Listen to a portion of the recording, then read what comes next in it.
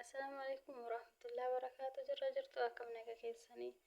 Alhamdulillah naga kooti galata rabbi. Waraana amantii biraa hordoftan sashammaa harka fuune akkam jirtu hunduma keessan amantiif kutaan osoo addan qoonni nageenyi koo kan kabajaas nagaa isiniin jecha.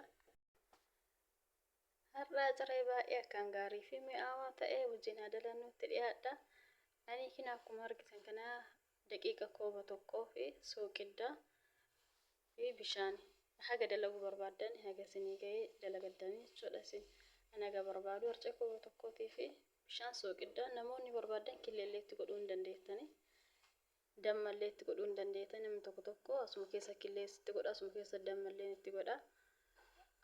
Ani garuu killee fi dammallee duubarra waan itti godhuuf akkanumatti qamashaa jechuudha akkuma biyya keenyaatti jechuudha akkanumatti buddeenuma fakkeesse namni isa gogaa karasham jedhu san barbaadanii qixxaas gootanii dalaguu hin dandeettanii anamma akkuma nama biddeena tolchuutti qal'ise maaliifuu haala salphaa fi karaa laafaa ta'een jechuudha.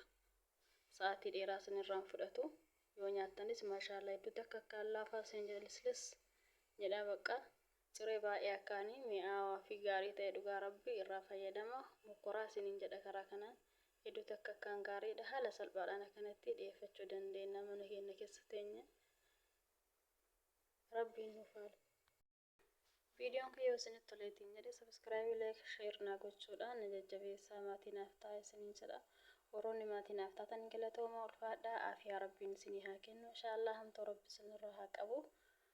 Hedduutu akkanaa galatoomaa isiniin jedha. Kinoo amma killee koo dalagachuutti jira. Haala kanaan killee kee erga dalagee ka'eetiin booda gubbaarraan itti godhaa jechuudha.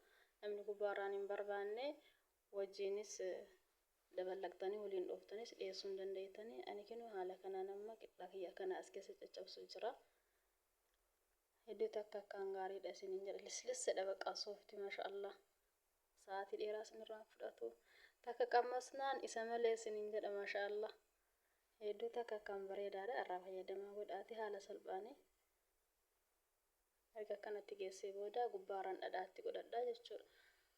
Dhadhaa namni hin qabne dhadhaa biyyaa dirqamaa miti zibdaa isa jedhamus biyya arabaa keessa jira itti fayyadamuu hin dandeettanii ijoolleen biyya arabaa keessa jirtan warri biyyaa kaabirra jirtanii silaafu maashaallah erga kanatti geessee killee kiyya gubbaarraan itti naqee booda dammarraan itti godhadhaa jechuudha namoonni dammaa fi killee wajjin hin jaalanne akkanaanis nyaachuu hin dandeettanii isa duwwaa biratti ammoo waan barbaadan bira dhaabattanii fayyadamtanii bismillah bilaafi aleena maashaallah tabaarakallee hedduutu akkaan gaariidha. Please maatiin aftaana jajjabeessaa viidiyoo kee like subscribe share naa godha. Viidiyoo biraatiin angolitti deebinuti turtii gaarii isin haa ta'u galatooma.